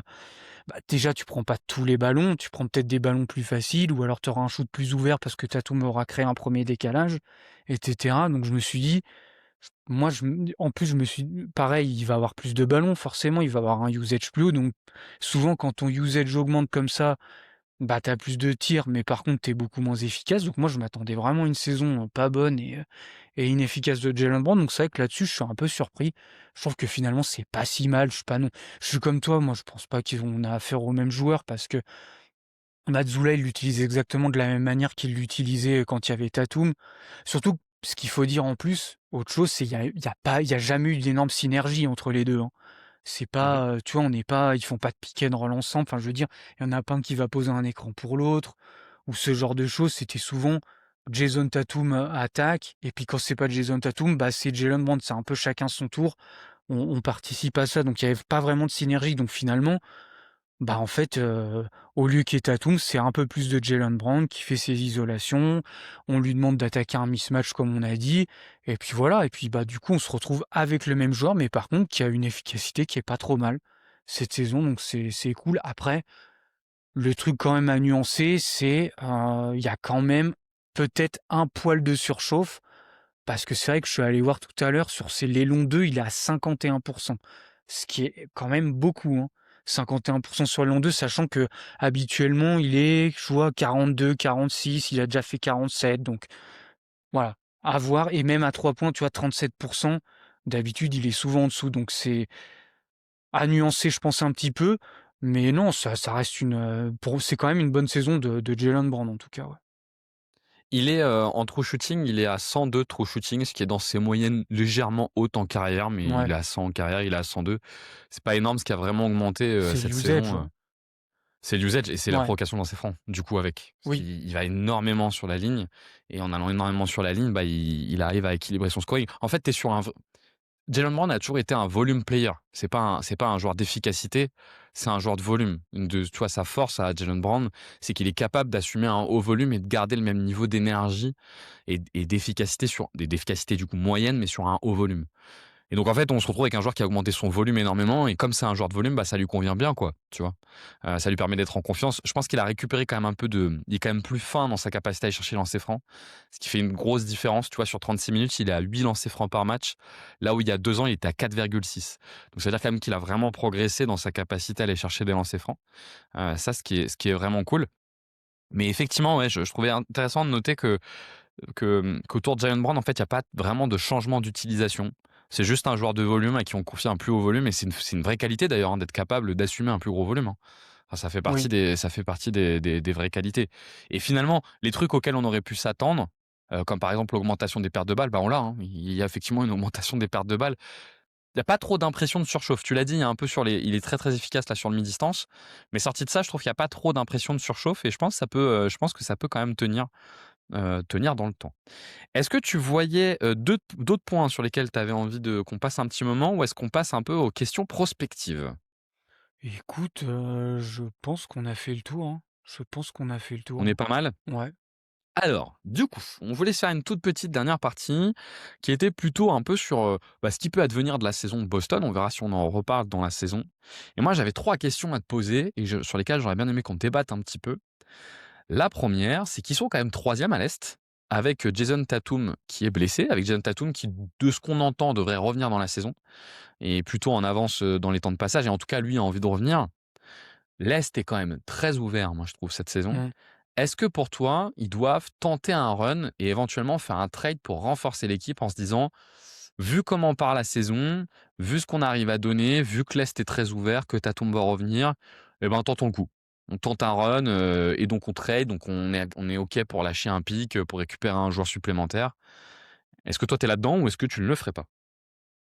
Eux, ils ont déclaré qu'ils voulaient pas le faire. Après moi, personnellement, c'est dur à dire, en fait, parce que en fait, ça dépend ce que tu récupères, quoi, ça dépend ce que tu récupères, parce que ce serait qui, du coup, que tu lâches? Peut-être, Simmons, je pense, ferait partie Mmh. des cartouches de trade, je vois lui. Qui c'est qu'il y aurait d'autres? Jaylen Brown, je pense quand même pas qu'ils vont vouloir l'échanger, même si moi tu me proposes un joueur beaucoup plus fort, je pense que je le ferais. Mais ce serait Simmons qui est je sais pas quel contrat il a, Non, mais enfin genre, Simmons. est-ce que tu ferais un truc comme par exemple, envoyer Simons plus un pick, ou voire 2 picks pour aller chercher soit Herb Jones, soit Trey Murphy, par exemple, tu vois? Je pensais à des trucs comme ça, hein, en te disant que de la création, normalement, Tatum doit te l'apporter, ce que tu perdrais en perdant Simons, et du coup, tu vas chercher un autre ailier fort défenseur, plutôt bon en attaque. Alors là, c'est plutôt Trey Murphy, ou juste fort défenseur avec Herb Jones, quoi, tu vois? Si c'est Trey Murphy, oui. Franchement, Oui, ouais, parce que de ouais. toute façon, il te servira encore après, de toute façon, Ouais. donc ouais. Ouais, ouais, si c'est un joueur comme ça, de ce calibre-là, parce que tu as juste envoyé Simmons c'est un pick ou 2. Oui, je le fais très clairement. Surtout, je pense quand même que j'ai l'impression que c'est de plus en plus probable que Tatum revienne, hein.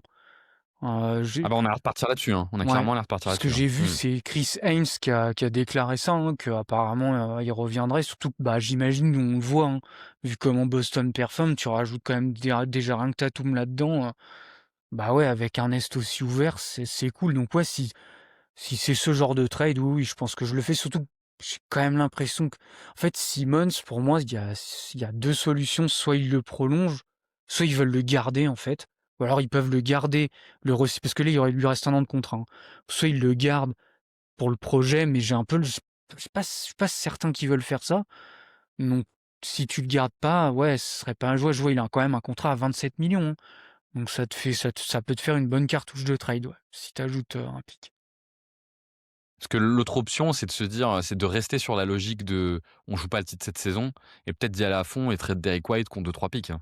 Ça peut être aussi l'autre possibilité, qui était la Oui, possibilité initiale, ce qu'on s'était un c'est peu ce dit qu'ils voulaient initialement, f quoi. non, moi j'irais plus sur, effectivement, moi je pense qu'il vaut mieux qu'ils aient de toute façon déjà là, j'ai envie de dire, enfin, c'est trop tard maintenant pour tanker, enfin là ils ont pris déjà, Ouais, c'est vrai. trop d'avance, hein. C'est moi je puis j'ai en fait, ça je pense que c'est nous en tant qu'observateurs, on parlait de ça, mais j'ai pas l'impression que c'était le but du front office ni du bon, Ils l'ont tu me jamais diras le fait, ouais. coaching staff, c'est jamais leur but, hein. Mais en tout cas, non, ouais, je pense si moi en tout cas, je suis partisan souvent soit tu tankes, soit tu y vas à fond. Donc vu Ouais, comment ils ouais, je sont suis d'accord. partis, moi je pense qu'il faut y aller. Si en plus Tatum revient, là, tu as une vraie chance, quoi. Je veux dire, c'est qui tes concurrents? Bon, oui, en fait, tu as Détroit et New York. Moi, c'est des équipes qui ont quand même beaucoup de défauts. Si, par exemple, là, tu ajoutes Tatum et puis qu'ils font un trade, comme tu as dit, où tu ajoutes Trey Murphy, là, ce serait quand même bah, ils seraient favoris à l'Est, hein, tout simplement. Alors, faut voir comment revient Tatum. C'est un peu, je pense, la difficulté pour eux. C'est dans Oui. quel état revient Tatum. Parce que comme t'es pas sûr de comment il revient, t'es pas sûr d'y aller. Parce que sinon, moi, je suis d'accord. Je trouve l'Est assez ouvert. Je trouve sincèrement que c'est une des meilleures équipes à l'Est déjà, hein. Enfin, moi, quand je les vois jouer, tu vois, tu t'as parlé du match contre les Knicks. Alors, ils avaient fait jouer une première fois contre eux, ils avaient perdu. Mais ils sont impressionnants dans le match contre les Mmh. Knicks, qui est la meilleure équipe, je pense, aujourd'hui de la conférence Est. Je les mets quand même un peu devant Détroit. Moi, je pense qu'ils ont un vrai truc à jouer et donc je suis un peu ce que tu vas dire. Je ferai pas un trade si c'est un trade pour cette saison, mais je serais OK pour faire un trade pour un joueur qui va m'aider pendant 2-3 saisons, Ouais, c'est plus et ça, qui ouais. peut m'aider dès cette année. C'est Et là où puis Herb Jones, peut-être, je le fais un peu moins, mais que je le fais ouais. bien sur Trey Murphy, tu vois? Ouais, et puis pour moi, il faut en fait, c'est soit tu fais sur un joueur, limite calibre star, enfin, ou je veux dire all-star, enfin, tu vois? Un truc comme ça, ou alors un joueur Trey Murphy, j'avoue, c'est le joueur un peu parfait, c'est-à-dire, ben, 3 points, enfin, dans leur identité, 3 points, Il rentre dans ta défense méta et un complet, peu de création, tu vois? C'est pour un joueur comme ça, évidemment que je le fais tout de suite, ouais. 2e question que je voulais te poser, c'est qu'est-ce que peut rapporter Tatum à cette équipe quand il va revenir? Qu'est-ce que tu attends qu'il rapporte? Qu'est-ce qu'ils ont pas et que lui peut apporter et en quoi, il peut faire une vraie différence, en fait, dans cette équipe? Bah, je de la création, vraiment, de la création à plus haut niveau, en fait, parce que je trouve que c'est quand même ce qui leur manque, hein. L'attaque, tu vois, on l'a dit, elle est hyper bien classée, les systèmes de Mazzulla, les spin pick and roll, les zoom action, enfin voilà, tout ce qu'on a cité, c'est super. C'est super, ça marche très bien. T'as même finalement ton spacing, je pensais qu'il allait être moins bon, mais finalement il est très bon. Après voilà, il te manque, bah, un créateur un peu plus implacable, hein, parce qu'il y a un moment quand les défenses vont être meilleures ou bah, justement que ça va arriver en playoff, que ça va se resserrer, que ça va faire des game plans contre toi. Bon, ben, d'ailleurs, tu le vois dans les matchs que des fois, tu vois, contre Toronto, à certains moments cette nuit, que Toronto, quand même, qui a une bonne défense, bon, bah, tu le vois qu'à certains moments, oui, il te manque un peu, il te manque un créateur, quoi, à haut niveau, qui possession après possession va pouvoir te créer une attaque efficace. Donc, moi, je dirais, c'est surtout ça, en fait, que j'attends de Tatum. Surtout que, comme j'ai dit, l'année dernière, moi, j'ai beaucoup aimé son évolution sur le passing, surtout le passing sur pick and roll, ou c'était avec Cornet, hein, qu'ils avaient développé une belle relation sur pick and roll. Bah, là, du coup, c'est avec Keita, tu vois? Ce serait peut-être intéressant à voir. Moi, j'avais beaucoup aimé ça, donc ouais, moi, j'ai envie de dire, c'est surtout là-dessus. Parce que, tu vois, la défense, c'est bizarre parce qu'ils sont peut-être moins bien, enfin, tu vois, ils sont que finalement 17e, mais je sais pas, moi, la défense m'inquiète pas plus que ça. Alors bien évidemment, comme on a dit, c'est un joueur, un des meilleurs joueurs toués, donc il va aussi t'apporter là-dessus. Mais je pense que ce qui manque aujourd'hui vraiment à Boston, c'est plus de la création à haut niveau, quoi. Ouais, je suis assez d'accord. Je trouve que aujourd'hui, en fait, ce que tu vois, c'est que dans leur attaque, ils ont une attaque avec des systèmes qui sont là pour aider des créateurs moyens. C'est pas des systèmes qui vont casser une défense, en fait. Mmh. C'est plutôt des systèmes qui viennent en appui de créateurs moyens. Et ça, c'est leur identité de jeu de toute façon, vu qu'ils attaquent les mismatchs. Et on l'a vu cette saison, tu vois, je pense au match contre Détroit, je pense au match contre Minnesota où ils ont perdu. Ou alors que Jalen Brown faisait des très bons matchs, il met 41 contre Minnesota, là je regardais, il met 34 contre Détroit. Mais malgré ça, leur attaque, elle tourne pas trop parce que quand tu as un système de jeu comme ça qui est là pour aider des créateurs, bah en fait, il faut quand même contre des top défenses que tu aies des très bons créateurs en fait. Vu que c'est pas tu vas pas venir casser de la défense par le système. Et donc effectivement, je pense que Tatum il peut apporter ça, c'est-à-dire leur permettre de continuer à avoir une bonne attaque, voire une très bonne attaque contre des très bonnes défenses, ce que leur système n'est pas construit pour. Et donc effectivement, c'est ce que j'attends qu'ils donnent. Ce qui demande quand même qu'ils soient dans un bon état physique, hein. Mmh. Parce que pour réaliser ce genre de choses, il faut quand même être dans un bon état physique et donc on verra un peu ce que ça peut donner. Et donc généralement, c'était ce qui manque à cette équipe que je m'étais noté, mais bon, c'est un peu ce qu'on vient de dire, quoi. Je pense, Ouais. on est d'accord, quoi. Ce qui manque à cette équipe, c'est ce créateur, face aux défenses très très très compliquées, qui va venir t'aider. Je pense que Tatum aussi peut quand même t'aider. Tu vois, tu disais défensivement, ils ont déjà une bonne défense et donc donc ils ont peut-être pas besoin de Tatum. Je nuancerais un peu parce que, tu vois, je regardais les ratings, ils sont à 110 de defensive rating quand Keita est sur le terrain, ils sont à 121 quand il est en dehors du terrain. Leur small ball, en fait, ils arrivent bien à limiter la casse, mais leur défense, elle est un peu permissive quand même dans leur small ball. Je pense que Tatum, un bon Tatum c'est quand même un bon playmaker défensif, hein, Tatum, au-delà d'être bon sur l'homme. Je pense qu'il peut bien t'aider dans du small ball en playmaker défensif et tu vois vraiment être sur les différentes lignes. Et là, je pense que leur small ball pourrait encore gagner un peu en valeur, Mmh. pour le coup, avec lui et ça pourrait vraiment, vraiment les aider. Donc, ouais, moi, je suis assez curieux de voir, ce qu'ils vont réussir à faire là un petit peu dans le temps. C'est une équipe, que j'attendais pas en début de saison et c'était cool d'ailleurs de faire cet épisode pour regarder un peu ce que ça peut donner. Pour toi, c'est quoi le plafond de cette équipe, d'ici la fin de saison? Est-ce que cette équipe peut jouer le titre en l'état ou pas? Non. Non, non, le titre, je pense que c'est trop juste, franchement En là, comptant c'est Tatum qui revient, hein, je compte ah! Tatum qui revient, Ah hein. non, Oui, oui. oui, en comptant Tatum qui revient. Oui, oui. Oui, franchement, quand je vois l'état de l'Est, même s'il reste comme ça et qu'il rajoute juste Tatum, franchement, bah, en tout cas, pour moi, ils peuvent aller en finale NBA. Enfin, quand tu vois l'Est, comme j'ai dit, moi, c'est aussi le double effet. On serait dans une conférence Est plus forte, rajoute juste Tatum, je te dirais: «Bon», j'aurais quand même quelques interrogations. Mais là, il y a aussi l'effet, que l'Est, finalement, est pas si fort. Bah, moi, comme j'ai dit, j'ai pas trop confiance. L'Enix, pour moi, la défense est vraiment pas assez bonne. Je suis d'accord, Donc ouais. vraiment, ils se font beaucoup trop cibler sur certaines match-up et je pense qu'en playoff, ça peut se payer cash et Détroit, ben, eux, la défense, c'est génial, mais l'attaque, bon, voilà quoi. Cade fait des progrès et tout, c'est cool. Je pense qu'on n'est pas non plus sur un créateur encore implacable, mais donc tu vois, il y a moi, les 2 équipes là qui sont en haut de la conférence Est, j'ai vraiment des grosses interrogations et après je trouve tu as déjà un écart en fait, hein. Moi, Ouais, les je suis d'accord. Sixers, sans Joel Embiid, j'y crois pas, hein, et puis j'ai du mal à le voir revenir, à un très haut niveau donc non, à part Toronto, pour moi, c'est pareil, il y a le défaut de tu pas un assez bon créateur donc non, franchement, tu rajoutes Tatum à ça alors, comme tu as dit, effectivement, à voir comment il revient, il a l'air en tout cas, la guérison a l'air d'être, ultra rapide parce que je crois il a été pris en charge hyper rapidement et cetera. Alors, je pense qu'aussi maintenant on revient mieux, hein, de ces blessures-là.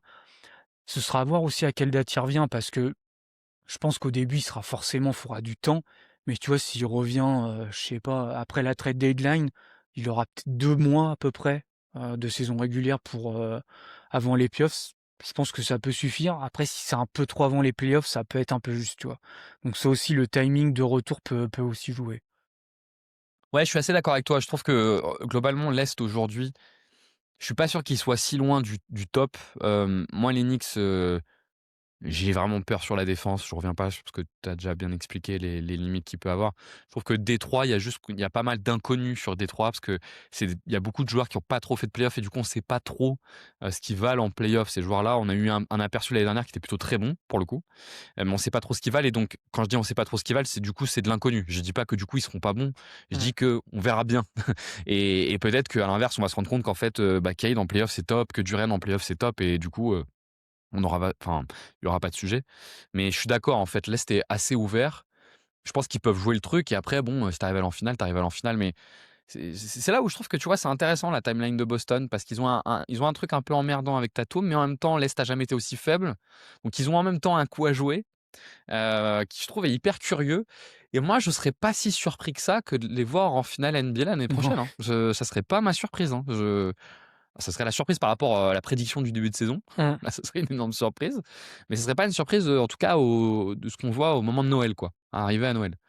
Et donc on sera curieux de voir un peu ce que vous en pensez. Matt, est-ce que tu vois d'autres choses à dire sur Boston ou est-ce qu'on conclut là-dessus et qu'on invite nos auditeurs, bah, à poser des questions, à demander des compléments ou on attend aussi leurs compléments d'ailleurs? Non, écoute, je crois on a tout dit, hein. On a tout dit.